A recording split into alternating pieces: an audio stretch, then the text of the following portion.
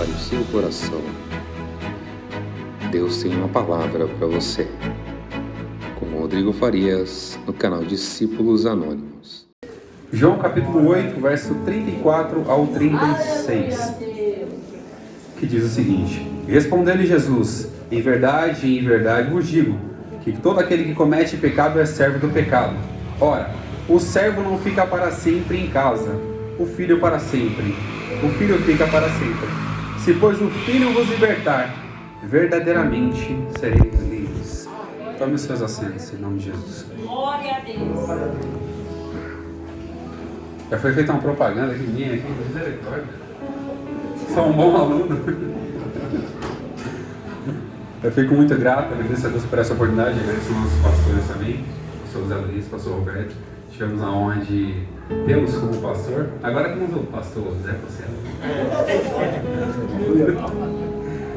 Temos a retaguarda aqui, grandes homens, um grande conhecimento. Eu sou apenas um aluno nessa vida, né? Eu sempre falo que eu vou morrer, eu vou continuar sendo aluno. Vou morrer como aluno, porque a gente aprende muito nessa vida e vai continuar aprendendo. Estamos diante de uma palavra, João capítulo 8, do Evangelho de João, Evangelho de Jesus, segundo escreveu João, e começa a falar um pouco sobre o pecado, sobre a liberdade, e traz pra gente umas informações muito importantes e um conhecimento abrangente.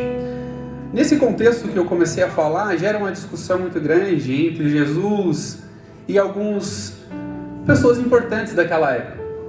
Que eles falavam: nós somos servos, nós somos filhos de Abraão, como pois você falar pra gente que a gente precisa ser livre? Mas eles não entenderam o motivo da liberdade. O fato de ser filho de Abraão não nos tornava livre porque o pecado dominava o coração deles. E Jesus falou para ele: aquele que comete pecado é servo do pecado e logo não tem liberdade.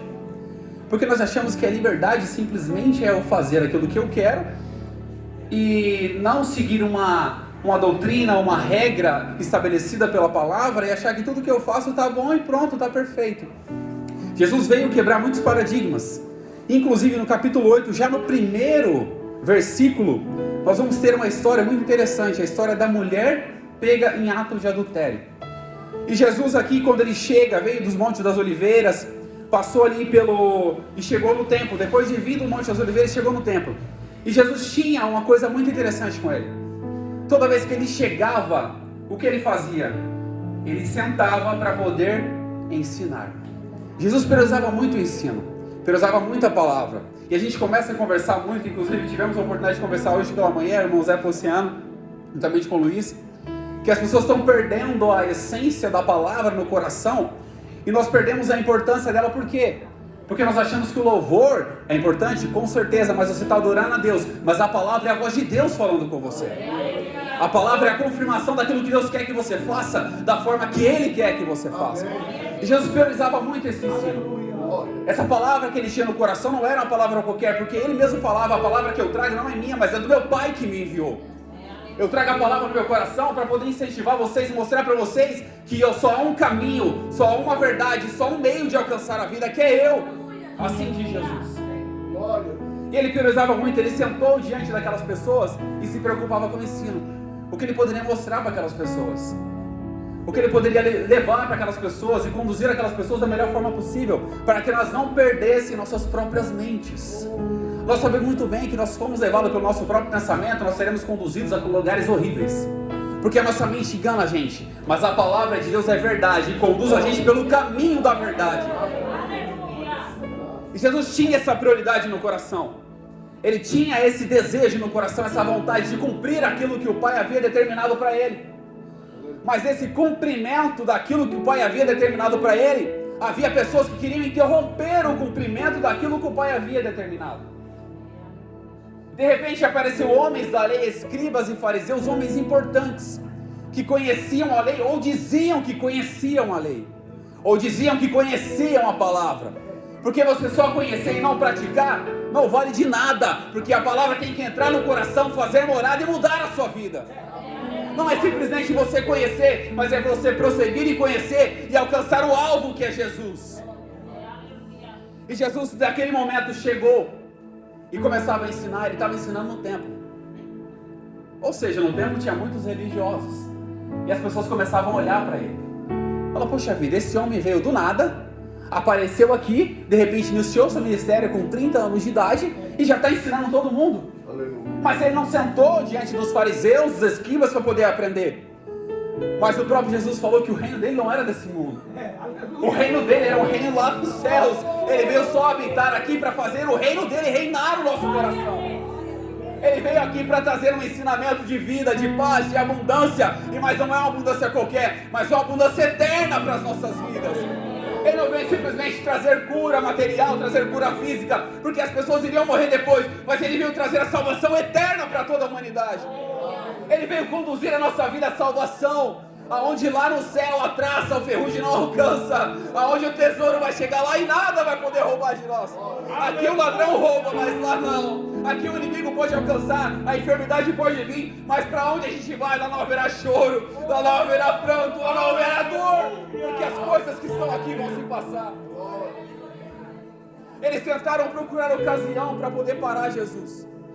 E quem é que para o propósito de Deus? Não existe ser humano nenhum que seja capaz de parar o propósito de Deus. E Jesus veio cumprir, ele mesmo fala, eu vim cumprir a vontade do meu Pai que me enviou. E eles procurando ocasião, encontraram uma mulher. A Bíblia não relata como ela foi encontrada, em que situação. E eu começo a analisar, provavelmente eles tentaram forjar uma situação para que Jesus fosse pego. Tentaram interromper um propósito que não era um propósito qualquer, mas era um propósito de salvação para toda a humanidade. Eles tentaram parar algo que talvez eles achavam que poderia parar, mas não podiam parar. Porque quem é que vai contender contra Deus e vai permanecer de pé? Ninguém tem essa capacidade, mas eles achavam que tinha. Porque eles tinham conhecimento da letra, ou achavam que tinham conhecimento da letra. Trouxeram uma mulher em ato de adultério. E pelo que tudo indica, eles não conheciam nem a própria lei que eles diziam que viviam. Porque Levíticos, no capítulo 20, verso 10, fala que quando alguém for encontrado em ato de adultério, é para trazer quem? O homem e a mulher. Por que só trouxeram a mulher? Eles queriam ocasião para poder parar o propósito de Jesus, e se fosse necessário matar aquela mulher, eles matariam. Mas mal eles sabiam para quem eles estavam levando aquela mulher, não era para uma pessoa qualquer. Eles estavam levando aquela mulher para quem tinha a verdade, para quem era a vida e para quem era o caminho. Eles achavam que estavam conduzindo aquela mulher pelo caminho de perdição, mas não era. Eles estavam conduzindo pelo caminho da vida. Eles achavam que estavam conduzindo aquela mulher para a morte, não. Eles estavam conduzindo aquela mulher para encontrar a vida, que era Jesus. Aleluia! Eles sabiam, eles não sabiam disso, mas queriam achar que sabiam. E nós precisamos entender, tudo o que nós fazemos, nós precisamos conhecer o que nós fazemos. Não ser apenas como aqueles escribas e fariseus que achavam que conheciam a lei, mas não conheciam. Eles achavam que tinha a letra da lei ali no coração, na língua, mas não tinham. Porque Jesus estava ensinando no templo onde eles ensinavam. Jesus estava ensinando no templo onde eles pregavam ali a lei, citavam a lei. Mas eles não cumpriam. E nós precisamos carregar isso no nosso coração. Se for para viver, se for para aprender da palavra, medite nela e viva na palavra. Se for para ouvir a palavra, que guarde no seu coração para você não pecar contra Deus. Se for para ouvir a palavra, que ela possa transformar e não você querer transformá-la para se adaptar a você. Porque nós precisamos entender que a vida de Jesus, o ensinamento de Jesus é para a transformação da nossa vida, não para a gente se conformar com este mundo, mas renovarmos a nossa mente, renovarmos o nosso entendimento. Jesus estava preocupado em ensinar, e eles procurando ocasião para interromper o propósito de Deus. E eu volto a dizer, ninguém interrompe aquilo que Deus já escreveu. Ninguém para o futuro que Deus preparou. Ninguém pode interromper os sonhos, os planos, os projetos de Deus. Nós temos planos e sonhos, nós temos, mas os projetos de Deus são maiores ainda. Nós temos pensamentos, mas os pensamentos de Deus são maiores ainda. Foi contado aqui agora há pouco, nós fazemos projetos, mas Deus é que assina o final e completa a obra. Não é nós que fazemos, nós somos instrumentos dessa obra, e é Jesus que faz a obra completa nos nossos corações. Nós somos nós que temos a capacidade de fazer. Eu costumo dizer que nós não sabemos nem o que vai acontecer com a gente amanhã. Nós não temos a capacidade de nem saber o que nós faremos amanhã. Nós fazemos planos, mas não sabemos o que vai acontecer conosco. Nós não sabemos. E de repente, nesse cenário que se encontrava, levaram aquela mulher em ato de adultério e colocaram no meio das pessoas. E ali havia homens que estavam aprendendo com Jesus. Haviam homens que estavam ali buscando conhecer Jesus. E haviam homens que estavam procurando interromper o propósito. E nesse cenário que essa mulher se encontrava, os homens perguntaram: Senhor, algo muito interessante aqui, porque eles chegaram diante de Jesus e apresentaram a lei de Moisés. Na lei de Moisés mandou que tais sejam apedrejadas. Tu, pois, o que dizes? Eles perguntaram para Jesus. Sabe qual foi a resposta de Jesus? Ele se agachou e começou a escrever na terra. O que eu entendo com isso? Jesus estava querendo mostrar para eles: vocês precisam fazer um exame de consciência antes de querer a resposta que eu vou dar para vocês. Vocês precisam entender o propósito que eu estou aqui, para vocês meditarem nisso, raciocinar, para vocês entenderem que essa mulher é como uma de vocês, qualquer de vocês, e vocês não são melhores do que ela. E nós temos isso no nosso coração. Muitas vezes nós achamos que somos melhor que alguém. Nós não somos melhores que ninguém, mas melhor é aquele que nos chamou para fazer essa obra. Jesus é o maior de todos, o nome de Jesus é maior que tudo. Eu sou apenas um instrumento, você é apenas um instrumento. Nós somos a continuação dessa obra. E nada pode impedir Jesus fazer isso. Colocaram essa mulher no meio, citaram a lei de Moisés, a lei que eles achavam que conheciam, mas não conheciam. Falam: Senhor, a lei de Moisés manda que essa mulher seja apedrejada. Antes disso, sabe do que eles chamam Jesus? De mestre. Eles chamam Jesus de mestre. E eu acredito porque se eles chamam Jesus de mestre, ou pode ser que eles reconhecessem a Jesus como mestre, ou porque eles estavam sendo irônicos com Jesus. E talvez se essa ironia por chamar Jesus de mestre, talvez eu vou pegar no ego dele, porque a gente acaba sendo pego, não é, pastor? A gente acaba sendo pego no nosso ego. Quando alguém elogia a gente não tomar cuidado, e Provérbios fala que o homem é conhecido pelos seus louvores. Quando alguém louva, chama você, elogia você, se você não tomar cuidado, você se soberbece e cresce demais ao ponto de esquecer quem te usa.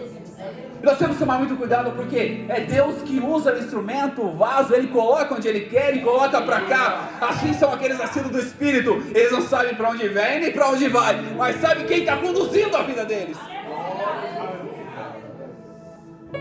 Eles chamaram Jesus de mestre. Aleluia! Oh Deus! E depois que falaram a lei de Moisés, manda apedrejar essa mulher. Jesus não falou nada. Ele agachou e começou a escrever na areia. Eu não vou criar aqui fábulas, porque tem muita gente que tenta descrever ou deduzir o que Jesus escreveu na areia. Se a Bíblia não relata, eu não preciso especular isso para saber. Eu só preciso saber que Jesus ficou em silêncio e começou a escrever. Alguma coisa ele estava escrevendo. E eu vou fazer uma comparação aqui. A Bíblia não fala, mas eu vou fazer uma comparação. Quando eles perguntaram para Jesus que aquela mulher estava em ato de adultério e a lei de Moisés mandava apedrejar, Jesus, ao se agachar, eu vou conjecturar para a gente entender, ele estava escrevendo a história daquela mulher. Ele não estava escrevendo ali na terra, tá? É só uma comparação que eu estou fazendo. Ele começou a escrever a história daquela mulher em silêncio. Ele começou a imaginar, escrevendo. E eles insistiram com Jesus. Eles não deixaram Jesus quieto. Meu Deus! Eles começaram a insistir. Oh! Jesus se endireitou. A palavra fala que Jesus se endireitou, ou seja, ele se colocou de pé ou se sentou em algum lugar.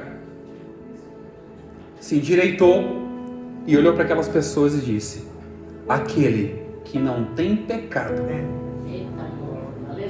aquele que não tem pecado, que seja o primeiro a tirar a pedra. Eu acredito que tinha muita gente ali já com pedra na mão. Quando Jesus baixou para se escrever, alguns já pegaram a pedrinha aqui, escondeu aqui atrás. Falou: agora é minha vez. Quantas vezes nós fazemos isso, irmão? Pegamos uma pedrinha aqui, ó. Fala: agora é minha vez. Meu Deus! precisamos entender que o mesmo Jesus que morreu por aquela pessoa morreu por nós. O mesmo Jesus que veio salvar aquela pessoa veio nos salvar também. E nós não temos a capacidade de condenar ninguém. Então Jesus falou para aquela mulher: cadê os seus acusadores que todos fugiram? Então nem eu te condeno, vai e não peques mais. Vai e não peques mais. Ela estava no pecado, cometeu um pecado, cometeu.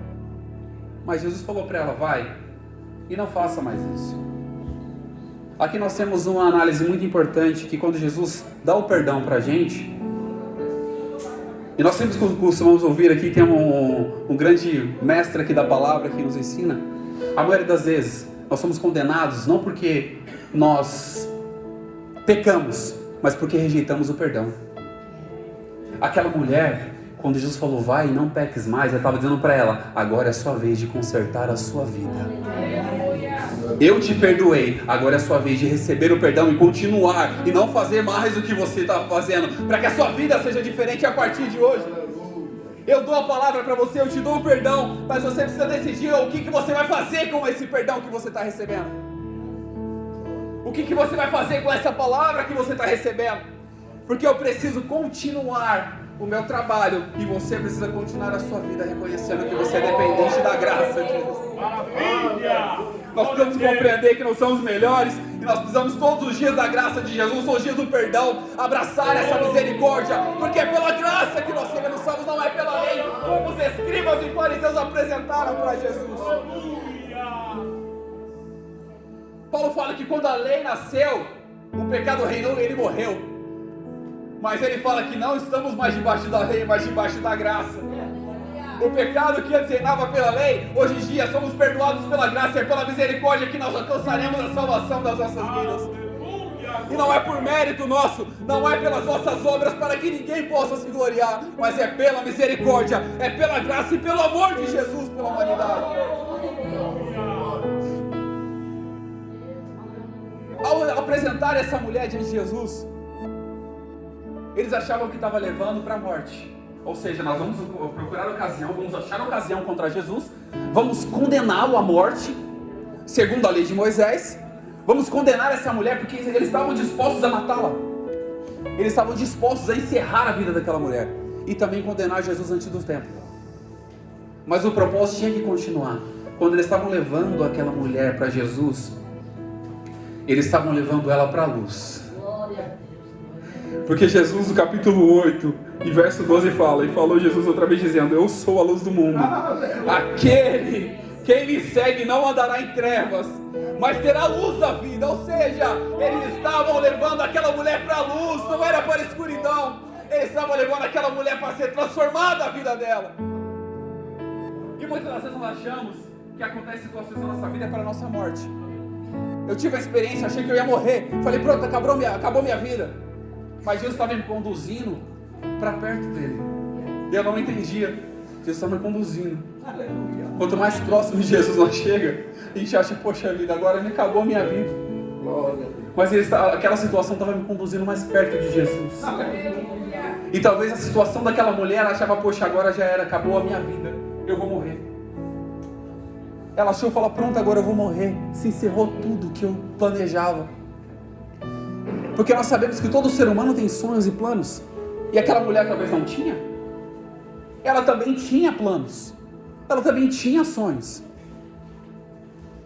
E nesse momento ela pode ter imaginado: acabou tudo o que eu havia planejado.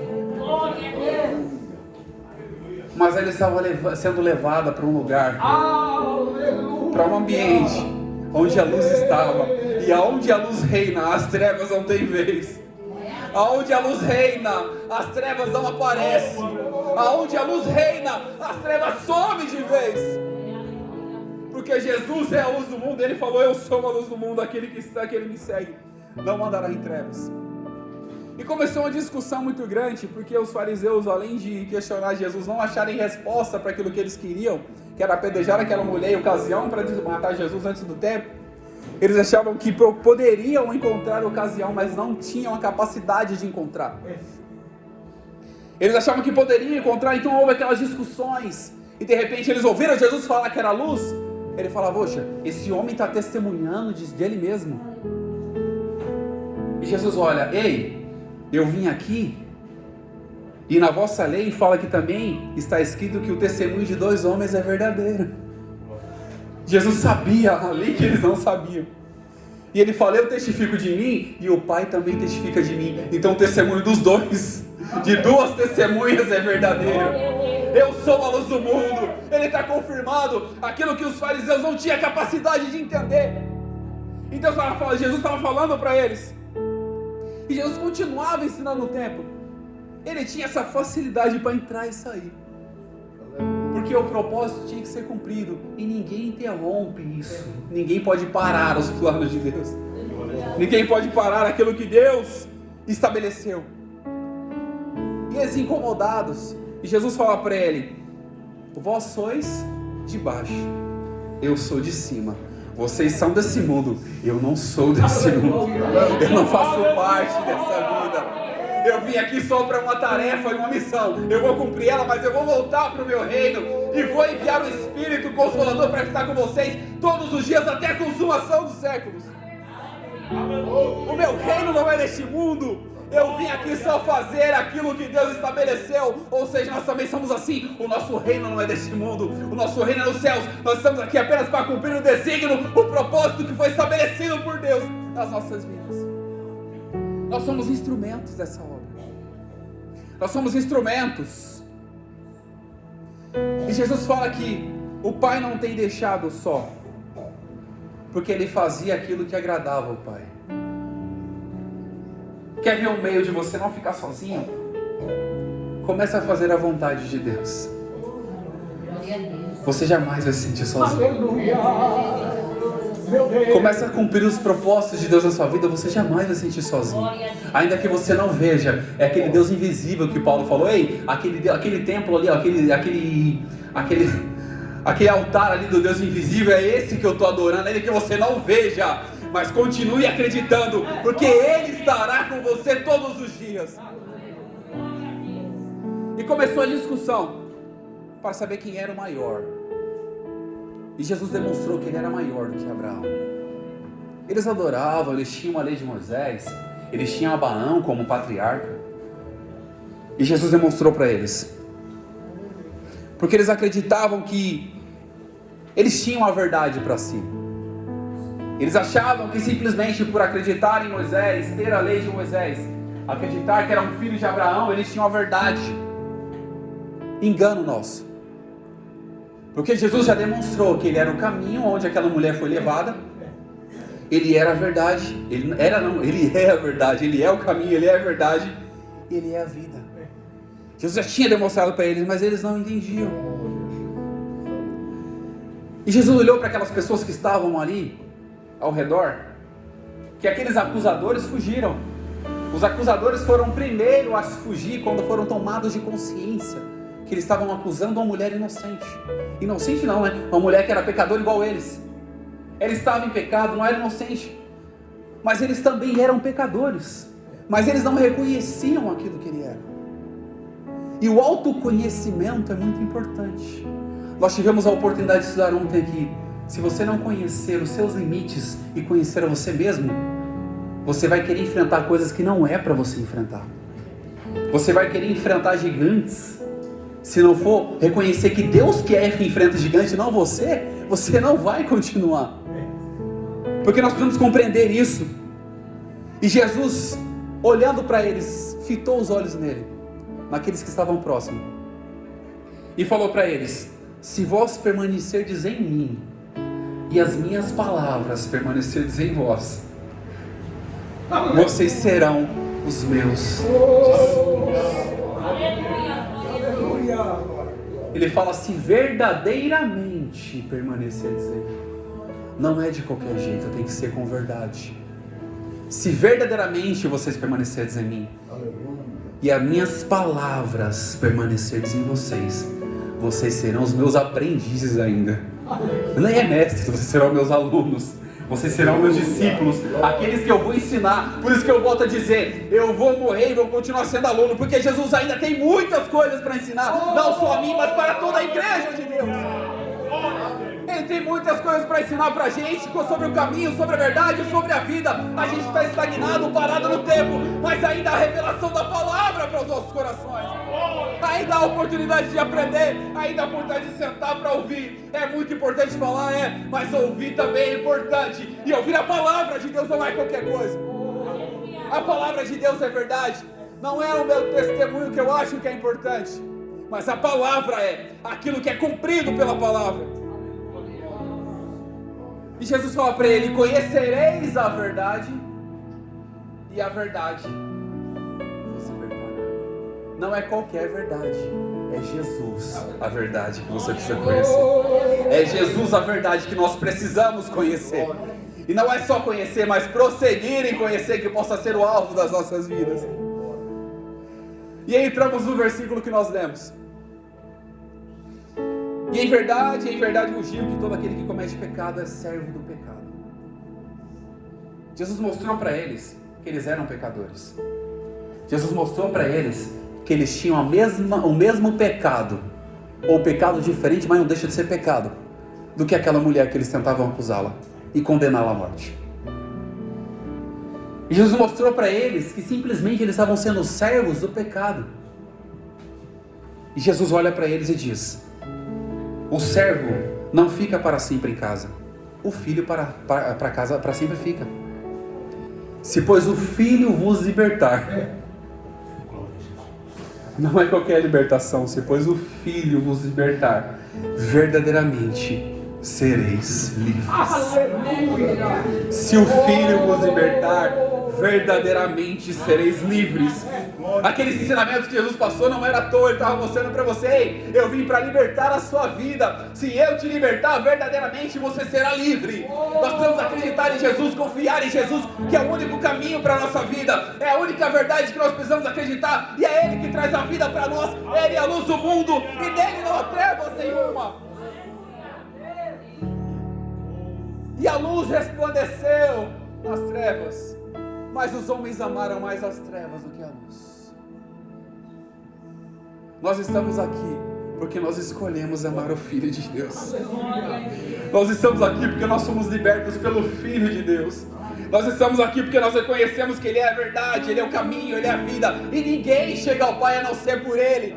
Nós podemos ser dons, nós podemos falar em outras línguas, mas se nós somos parecidos com Jesus, nós chegaremos aquele dia e não alcançaremos a salvação. Eu sempre costumo dizer algo muito interessante: ter dons é importante? É. Mas se você não reconhecer que você precisa ser semelhante a Jesus, a sua vida vai continuar a mesma. Você vai chegar lá: Senhor, em teu nome eu profetizei, em teu nome eu expulsei demônios, em teu nome eu falei em outras línguas. Jesus vai olhar para vocês: apartai-vos de mim. Vai olhar para nós continuarmos no nosso pecado e não viver a palavra. Apartai-vos de mim, que eu não vos conheço. Por quê? Não conhece. Como Jesus era conhecido? Ele estava sempre entre os discípulos. Como foram chamados a primeira vez os cristãos? Porque eles se pareciam com Cristo. Nós precisamos se parecer com Cristo todos os dias. Nós precisamos viver essa palavra, pregar essa palavra, sonhar com essa palavra, meditar nessa palavra de dia e de noite, como o salmista falou. Nós precisamos buscar o Senhor enquanto nós podemos achar, invocá-lo enquanto Ele está perto. Nós precisamos abrir o nosso coração, rasgar as nossas vestes espirituais, para que a glória de Deus desça sobre a nossa vida. Nós precisamos rasgar as nossas vestes carnais, não como naquela época se fazia. Nós vamos abrir o nosso coração e reconhecer que Ele é Deus, está habitando em nosso meio, salvou a nossa humanidade, morreu numa cruz, ressuscitou ao terceiro dia, está à destra de Deus intercedendo por nós. E ainda deixou o Consolador, ou seja, outro Consolador, o mesmo Consolador que era Jesus para os discípulos. O Espírito é o Consolador para nós. E ainda que não haja palavra nenhuma na nossa boca, Ele intercede por nós com gemidos inexprimíveis. Ele ora a Deus por nós, Ele acalma o nosso coração e leva-nos mais perto de Deus. Mas nós precisamos querer estar próximo dEle. Nós precisamos querer estar perto dEle, dessa salvação. Nós precisamos estar próximo de Jesus, porque só Ele vai conduzir a gente para perto de Deus. Só Ele vai salvar a nossa vida. Não existe outro caminho, não existe atalho. Não adianta achar que existe atalho e falar, eu vou fazer obras de caridade, eu vou contribuir com ofertas, com dízimo, que isso não vai trazer salvação. Mas acreditar em Jesus sim vai trazer salvação. Porque só Ele que pode salvar. O véu do templo não foi costurado, ainda está rasgado. Nós temos acesso direto ao Pai por intermédio de Jesus. E muitas pessoas estão tentando costurar o véu. Não, irmão Luiz? Muitas pessoas estão tentando costurar o véu. Estão levando a arca da aliança para dentro de ambientes. Nós vamos tocar na arca para que a glória de Deus desça. Muitas pessoas estão levando instrumentos. Inclusive eu tive a oportunidade, de repente, algumas pessoas colocaram uma cruz na calçada e estavam orando por todo mundo com a mão na cruz. Isso não vai trazer benefício, coisas materiais, porque nós somos espirituais. É as bênçãos espirituais que nós precisamos.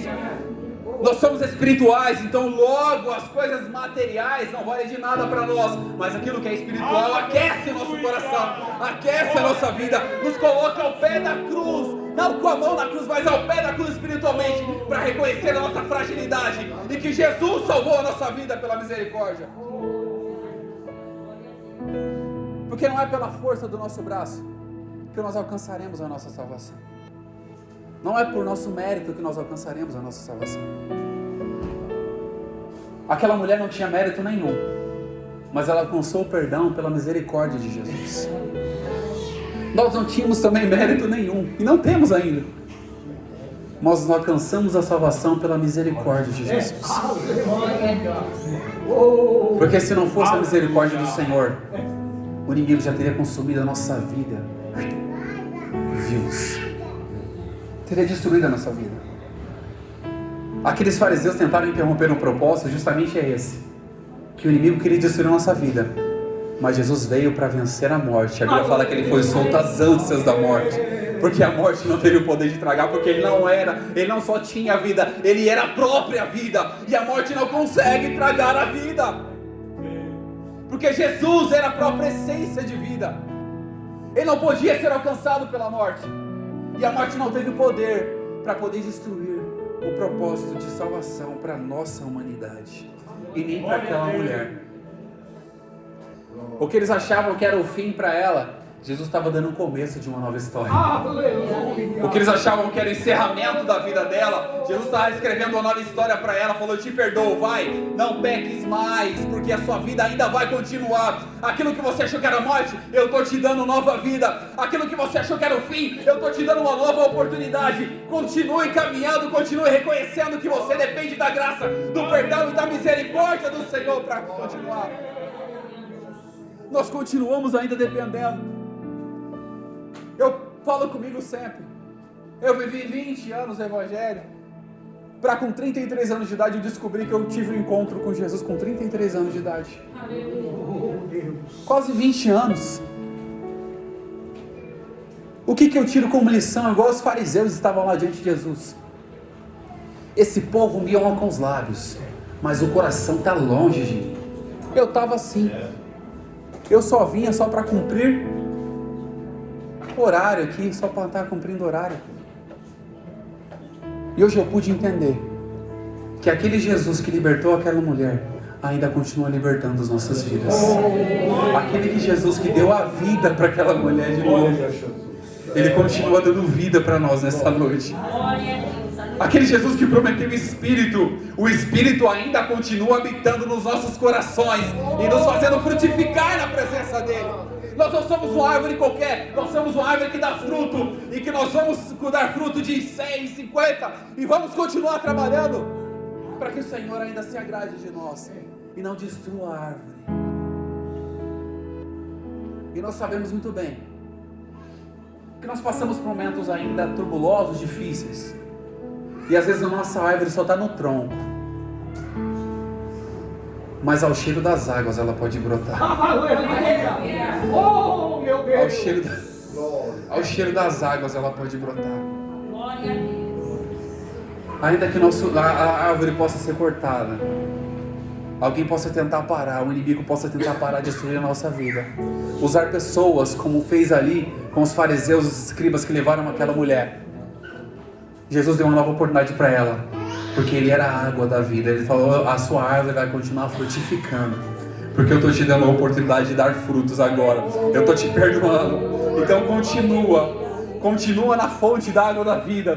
Continua no caminho, continua na verdade, continua na luz. Porque as trevas jamais irão destruir a sua vida se você permanecer na luz. Que Deus em Cristo nos abençoe em nome de Jesus.